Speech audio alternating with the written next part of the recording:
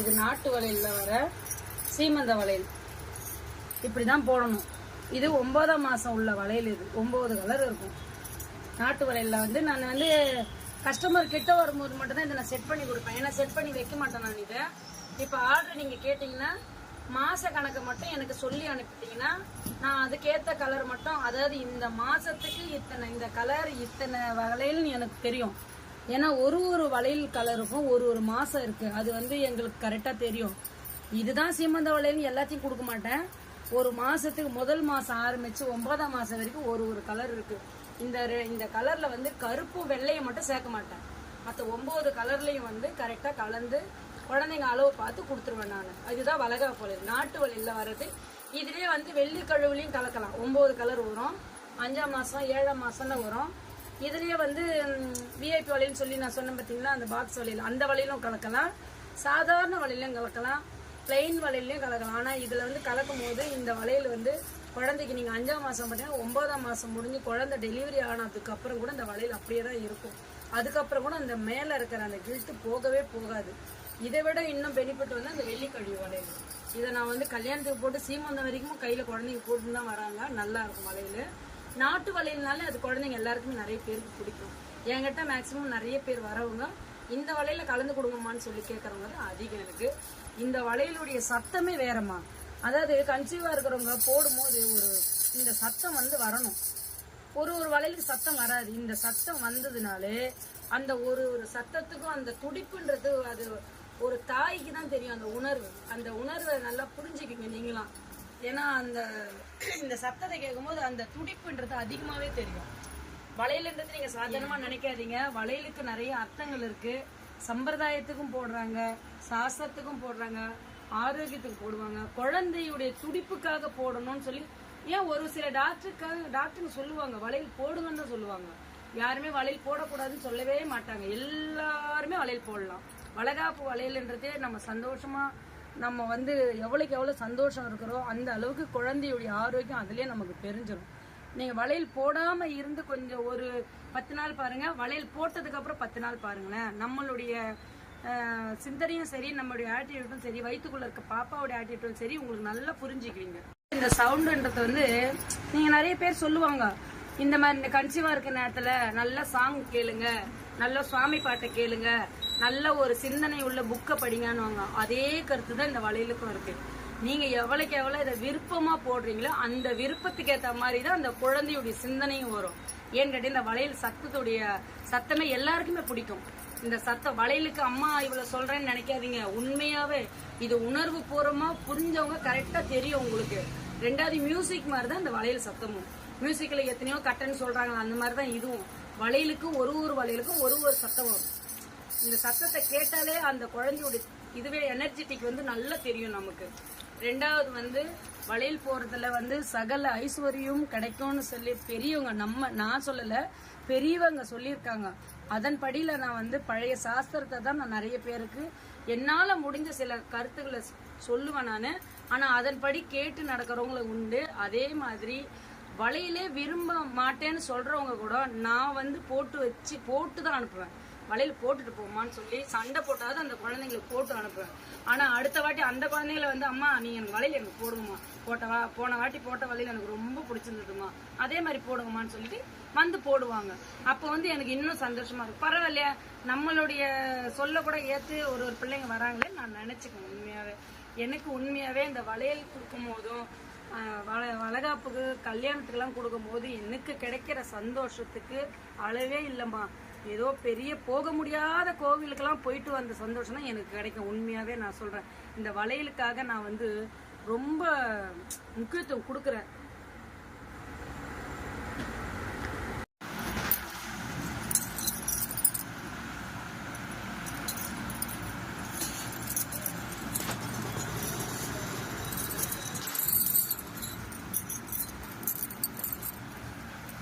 இதெல்லாம் வளகாப்புலாம் என்னால நடக்கவே இல்லை. நடக்காம தான் 4 பேர் பெத்துட்டேன் நான். அதனாலதான் எனக்கு நடக்காத நிகழ்ச்சிகளை நிறைய பேருக்கு நடத்தி பார்ப்போம். இந்த பேயெல்லாம் ஏமா பெத்த? இந்த பேய் யாரு? ஏத்துல இருந்து சொக்கா எப்படா எடுத்த? அறிவு நாட்டு வளையல்ல காட்டினல அம்மா, அடுத்தது நான் இந்த வளையல்லையும் காட்ட போறேன். எல்லாருக்குமே பிடிக்குங்க. வளையல்னா யாருக்கு தான் பிடிக்காது? சாப்பாடு கூட மாறும் சில பேருக்கு, ஆனா வளையல் மட்டும் எப்பவுமே நம்ம கலாச்சாரத்தோட ஊறி போனது தான். 3, 4, 5, 6, 7, 8. இதுல வந்து இன்னும் ஒரு ஐட்டம் வரணுமே. 8 கலரா நீளம் எல்லாமே வந்திருக்கு. இன்னும் ஒரு கலர் மாத்திடுவோம். எனக்கு பிடிக்கும். ஆனா எங்க கலாச்சாரத்தை வந்து நிறைய பிள்ளைங்களுக்கு சொல்லணும்னு நான் நினைப்பேன். எப்பவுமே சொல்லிடுவேன் நானு. கலாச்சாரம் சொல்லாமா? சம்பிரதாயம். சம்பிரதாயம். ஓகே.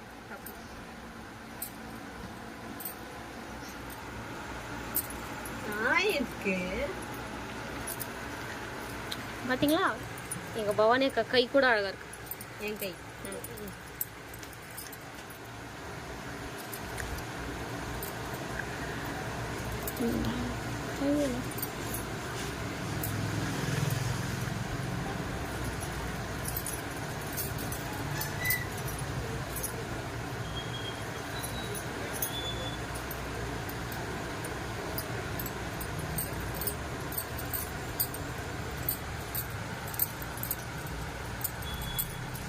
அம்மாச்சி வந்து எந்த வளையல் ஒன்னாலும் மிக்ஸ் பண்ணி கொடுப்போம்மா.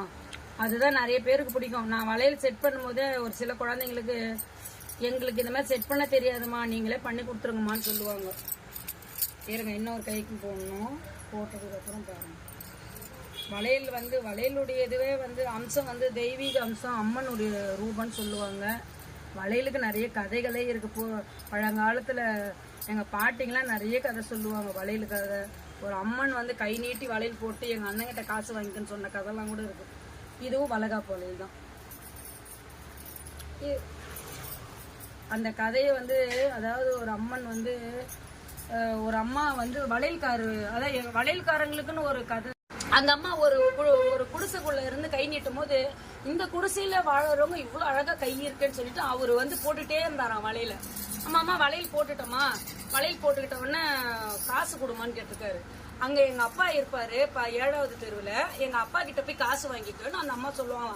எங்க இருக்குன்னு எனக்கு தெரியாதம்மா, நீ யாருன்னு தெரியல, வளையல் வேற போட்டுட்டேன், காசு எனக்கு வேணும் போது இந்த இடத்துல அந்த கோவில் வாசப்படியில எங்க அப்பா உட்காந்துருப்பாரு, போய் வாங்கிக்கோங்கன்னு சொல்லுவாராம். சொன்னவொடனே சரிம்மா, நான் வாங்கின்னு வர வரைக்கும் நீ இப்படி கையை வச்சுக்கிட்டே இருக்கணும், நான் வந்து உன்னை வளையல் காசு வாங்கிட்டு உன்னை வந்து பார்த்துட்டு தான் போவேன்னு சொன்னான். சரிங்க, நான் இங்கே தான் இருப்பேன்னு சொல்லிட்டு அந்த கோவில் கூட இன்னும் இருக்கான். அந்த கோவில் வந்து எங்க தெரியுமா? மலையனூர்ல அந்த கோவில் இருக்கு. சரி என்னட்டு இவரும் என்ன பண்ணாரா, முதல் தெரு போய் பார்த்தாரா, 2வது தெரு பார்த்தாரா, வழி நடுக்க வந்து எல்லாரையும் போய் கேட்கறாராம். சொல்லும் போது கோவில் இருக்கும், அங்க ஒரு ஐயா இருப்பாரு. இது மாதிரி 2-3 பேர், அவருக்கு ஒரு பொண்ணு இல்ல 2 பொண்ணுன்னு சொல்லினே போவாங்களாம்.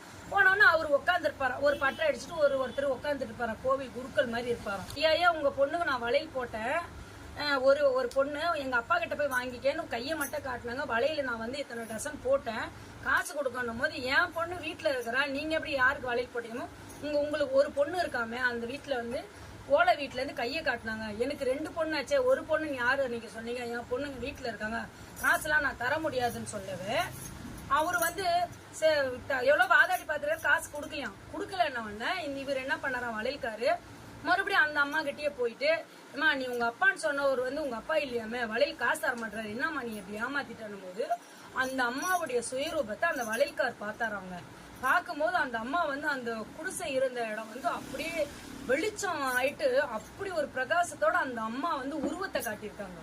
உருவத்தை காட்டின உடனே அவர் அப்படி வெளுத்து போயிட்டு போன உடனே அந்த ரூபம் வந்து அவர்கிட்ட போயிட்டு, அப்ப நீ வந்து நான் வந்து உன்னை அப்பான்னு சொன்னேன், நீ என்ன பொண்ணான்னு நினைக்கலையா, நீ இவ்வளவு நாள் என்கிட்ட நீ வந்து பூஜை புனஸ்காரம் செஞ்சதெல்லாம் சும்மா தானா, எனக்கு வளையல் செலுத்துறது, புடவை அணிவிச்சது, நகை அணிச்சதெல்லாம் போலி தானா, நான் உன்னை அப்பாவை ஏத்துக்கிற மாதிரி நீ என்ன பொண்ணா ஏத்துக்கலன்னு சொல்லும் போது அந்த பூசாரி விழுந்து புரண்டு விழுது அவர் அவ்வளவு ஒரு இதுவா இருக்கு. அந்த வரலாறு அங்க இருக்கு. ஆனா அந்த வரலாறு ஒரு கதையை சொல்லும் போது நான் அப்படியே ஐக்கியமாயிடுவோமா, நிஜமாவே எங்க பாட்டி சொல்லும் போதெல்லாம் ஒரு கதைகளும் நிறைய கதைகள் வந்து சொல்லும் போதெல்லாம் இன்னைக்கு வந்து எங்க பாட்டி உண்மையாவே நான் நினைப்பேன், எங்க பாட்டியுடைய இது வந்து நான் ரொம்ப மிஸ் பண்ணிட்டேன்னு கூட சொல்லலாம். முன்னாடி இருந்ததை விட சின்ன வயசுலதான் எங்க ஆயா கூட நான் ரொம்ப இருந்தது அதிகம். இப்போ ஒரு கதையை சொல்லும் போது எனக்கே தன்னை அறியாம இந்த காலகட்டத்துல இப்ப நினைப்பாங்களான்னு கூட தோணுது உண்மையாவே. ஏன்னு கேட்டீங்கன்னா எங்க அம்மாவும் சொன்னதில்ல, எங்க அப்பா கூட சொன்னதில்ல. கதைகள்லாம் எங்க பாட்டி தான் எனக்கு சொல்லியிருக்காங்க. இந்த மாதிரியான வளையல் தாம்மா இந்த பாரம்பரிய வளையலுக்காக கதைங்க நிறையவே இருக்கு. நான் ஒரு நாளைக்கு ஒரு கதைங்க கூட சொல்றேன். இந்த வளையல வந்து சாதாரணமா நினைக்காதீங்க. கிட்டத்தட்ட வந்து ஒரு ஒரு ஊர்ல நடந்த கதை தான் அது. அந்த அம்மாவுக்கு வந்து கிட்டத்தட்ட ஒரு 20-25 வருஷம் குழந்தையா இல்லையா. அந்த அம்மாவும் இப்ப நான் எப்படி இருக்கணும் அந்த மாதிரி இருப்பாங்க. அவங்களுக்கு வளையலே இல்லையா. ஒரு அம்மா வந்து, அதுவும் அம்மன் தான் அது. அந்த அம்மன் வந்து கையில இருந்த வளையல கழட்டி போட்டு அந்த அம்மாவுக்கு 25 வருஷம் கழிச்சு ஒரு குழந்தை பிறந்துதான். இதெல்லாம் வளையலுக்கு ஒரு உதாரணம். ஏன் சொல்றேன்னா, வளையல்ன்றத நிறைய பேர் சாதாரணமா நினைக்காதீங்க. அது வந்து அம்மனுடைய அம்சம். ஒருத்தர் வளையல் கொடுத்தாலோ மஞ்சள் குங்குமம் தாலிகயிறு கொடுத்தாலோ அதை ஒரு பவித்திரமா வாங்கி நினைச்சு யூஸ் பண்ணிக்கோங்க. உங்களுக்கு நல்லதே நடக்கும்.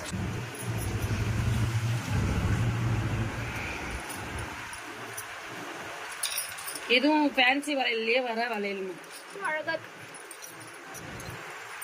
இருக்கு, கிராண்டா இருக்கு. பின்ன இருக்காதா பின்ன விஐபி வளையல்.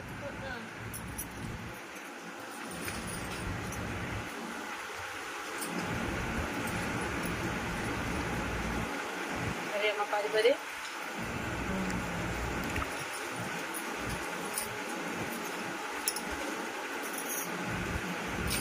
கங்கண வளையலோட செட் பண்ணிடுவோம். இதுவும் வந்து ஃபேன்சி. ஒரு சிலருக்கு வந்து நாட்டு வளையல் வேண்டாம், பிளைன் வளையல் வேண்டாம், எனக்கு ஃபேன்சி வளையல்ல தான் வேணும்னு சொல்றவங்களுக்கும் இதையும் நான் கொடுப்போமா. இதுவும் வந்து கொஞ்சம் அந்த மேல இருக்கிற இதெல்லாம் போகாது. என்ன சொல்லுவீங்க இங்கிலீஷ்ல? இதை ஹேண்ட் ஒர்க் கிரிட்டல்னு சொல்லுவீங்களா? கிரிட்டல்னு சொல்லுவீங்க. கிறிஸ்டலா? ஜிகினாக்கு என்ன சொல்லுவீங்க? கிளிட்டரா? கிளிட்டர் எல்லாம் போகாதுமா. நான் தமிழ்லயே சொல்லிக்கிறேமா, ஜிகினா போகாதுமா. இது வந்து விஐபி வளையல்ல வர வளையல். ஏன்னு கேட்டா நிறைய பேர் குழந்தைங்களுக்கு இது பிடிக்கும். இதுவும் வளகாப்பு வளையல் தான். இன்னைக்கு வளகாப்பு ஸ்பெஷல், அதுதான் மெயின். எனக்கு வளகாப்பு வளையல் கொடுக்கும் போது மட்டும் நான் ரொம்ப ரொம்ப சந்தோஷம் தான். எனக்கு நேத்து வந்து உங்களுக்கு பார்க்க ஒருத்தவங்க வந்தாங்களே, அவங்க வந்து கரூர். அவங்க என்ன அப்படி பிளெயின் கிஸ்கா கொடுத்துனே இருக்கிறாங்க. அது இல்லம்மா, இந்த விகடன் ஜூனியர் விகடன் ரிப்போர்ட்டர் வந்திருந்தாரு. அவங்க பொண்ணுக்கு வளையல் வாங்க வந்தாங்களாமா. அவங்க வரையா? அவங்க எத்தனை மணிக்கு வராங்க? அப்படியா? அவங்க வந்தாங்க இன்னைக்கு. அதனாலதான் அப்பா கூட்டு போல என்ன எங்கேயும். அவங்க வரவங்களுக்கு கொடுப்போம்மா வளையல். ஆனா வளையல் வேண்டி கொடுக்கும் போது கண்டிப்பாவே அது வந்து எனக்கு ஒரு சந்தோஷம் தான். எல்லா குழந்தைங்களும் என் குழந்தைங்க மாதிரி வளகாப்பு நடக்கணும், கல்யாணம் நடக்கணும், சீமந்தம் நடக்கணும், நிறைய ஃபங்க்ஷனை வேண்டி கொடுப்பேன். அதுவும் அவங்களுக்கு எல்லாருக்கும் நல்லபடியாக நடந்திருக்குமா. கடவுளுடைய அனுகிரகம் தான். நம்ம கிட்ட ஒண்ணுமே இல்லை. நம்மலாம் வெறும் தூசு.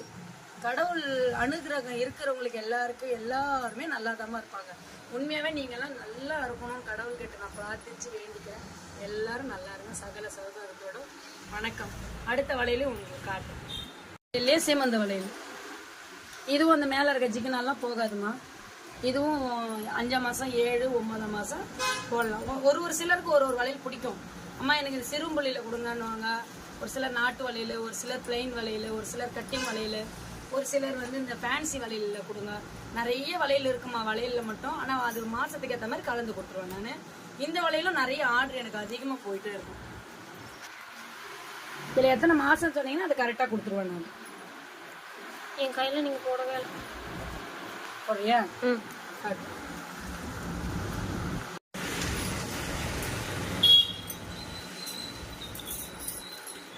குடிமா அது பொம்பை பவானியை சேர்த்து. ஐயோ நான் எடுத்து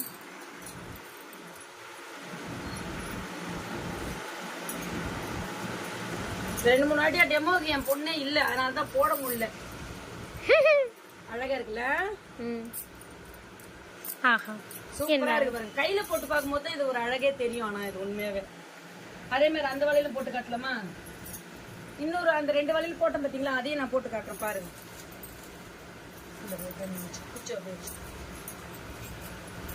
இது பாருங்க, இது ரொம்ப அழகா இருக்கும். ஆனா இந்த வளையலுங்களாம்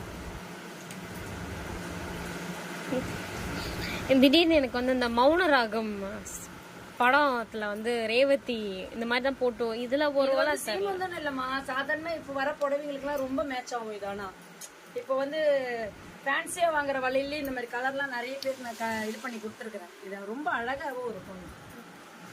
வீட்டமா இந்த நாட்டு வரையில செட் பண்ணல, அதையும் நான் போட்டு காட்டுறேன் என் பொண்ணுக்கு. உருவிடு காட்டுமா.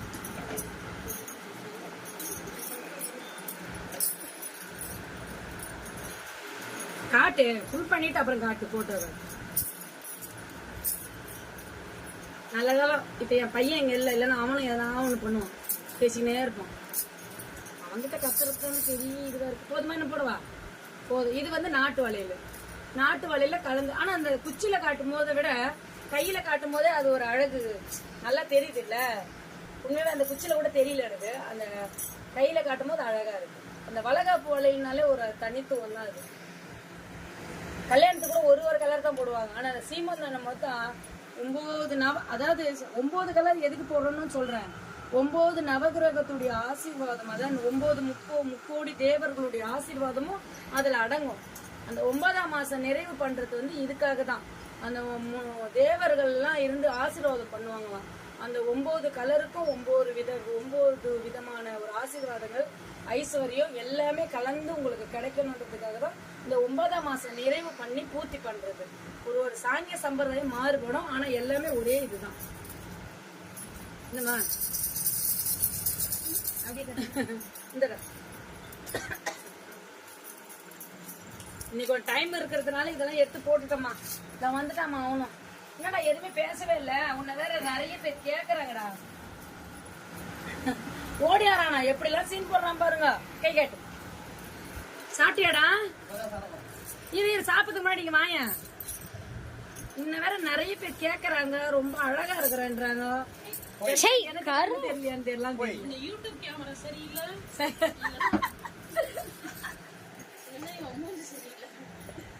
இன்னைக்கு தொப்பையா நனைஞ்சு வந்தாமா அவன். வந்துட்டு ஒரு ட்ரெஸ் புதுசா எடுத்து போட்டுக்கிறான் மேல போய். இது புது ட்ரெஸ் தான். இதுவும் ஒரு வகையான கல்யாண சீமந்தத்துக்கு போடுறதுதான். அதே மாதிரி ட்ரெஸ் மேட்சுக்காகவும் போட்டுக்கலாம். ஆனா வளகாப்புக்கு தான் நான் கனெக்ட் பண்ணது. இதெல்லாம் ரொம்ப அழகா இருக்கு.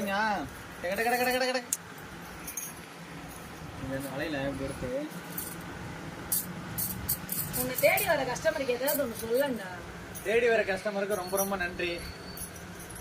வேற என்ன சொல்றது? எவ்வளவு சொல்லு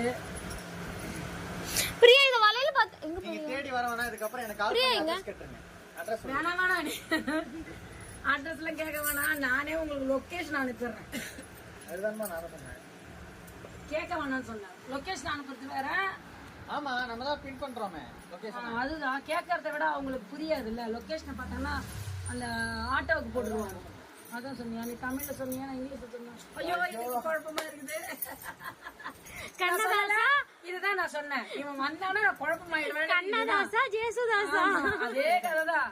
இவன் வந்தாலுமே நான் குழப்பம்தான்.